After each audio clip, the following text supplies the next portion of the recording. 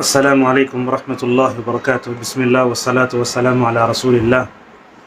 مومن کا نقطہ نظر اور اس کی سوچ ایسا ہونا چاہیے کہ میں جب فرائض و واجبات اور سنن اور نوافل کی پابندی کروں تو اس سے رب کی رضا پانا مقصود ہوتا ہے۔ چنانچہ اللہ تبارک و تعالیٰ نے سورۃ توبہ میں کہا کہ وَرِضْوَانٌ مِّنَ اللَّهِ اکبر، اللہ کی رضامندی سب سے بڑا سب سے بڑی چیز ہے، اور مومن کی زندگی کا مقصد بھی اللہ کی خوشنودی اور اس کی رضا کو پانا ہے۔ لہذا مومن نماز پڑھتا ہے تو رب کی رضا کے لیے، روزہ، زکوٰۃ، تو اس طرح نبی صلی اللہ علیہ وسلم کی جو مبارک سنتیں ہیں ان سنتوں پر عمل کرنا بھی اس نیت سے کہ میں نبی کی سنت کو زندہ کر رہا ہوں۔ مگر اس کے باوجود قیلولے کی جہاں بات ہے تو ہم دیکھتے ہیں کہ قیلولہ جہاں ایک عبادت ہے، ماشاءاللہ اس سنت پر غور کر کے علماء نے اس کے طبی فوائد بتائے ہیں۔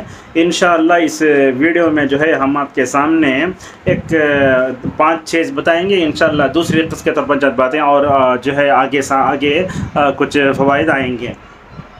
قیلولے کے طبی فوائد میں سب سے پہلی بات تو یہ ہے کہ اللہ کے نبی صلی اللہ علیہ وسلم کی سنت زندہ ہوتی ہے، اور من سن سنتاً حسنتاً فعلیہ اجرہا و اجر من عمل بہا، اگر کسی کو آپ بول کر دیے تو وہ بھی قیلولہ کرے گا تو ماشاءاللہ آپ کو بھی ثواب ملے گا۔ تو اس طریقے سے اس سنت کو آپ زندہ کریں اور سنت پر عمل کرنے کا ثواب ملے گا، اور انشاءاللہ آپ دوسروں کو بتائیں گے تو اس کا اجر بھی آپ کو ملے گا۔ اور اسی طریقے سے علماء کہتے ہیں کہ قیلولہ کرنے سے تھکان دور ہوتی ہے، آرام محسوس ہوتا ہے، اور سب سے بڑھ کر ذہنی ٹینشن نہیں ہوتا ہے۔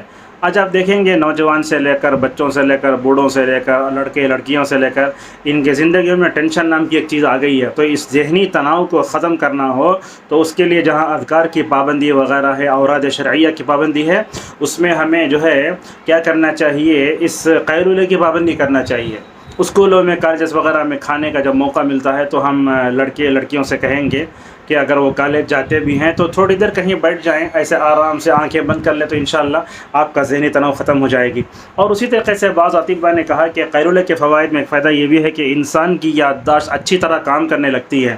مثلاً صبح سویرے اٹھ گئے، 12 تک آپ ذہنی تناؤ بہت خوب کام کیے، آپ کا ذہن خوب کام کیا، پڑھایا، تھکایا، اور گھر کی ذمہ داری ادا کیا، تو آپ دوپہر میں جب لیٹ جاتے ہیں تھوڑی دیر قیلولے کے نام پر تو کیا ہوتی ہے، آپ کا جسم ہی نہیں بلکہ آپ کا ذہن بھی ماشاءاللہ یادداشت بڑی جو ہے کیا ہو جاتی ہے، اچھی طرح کام کرنے لگتی ہے۔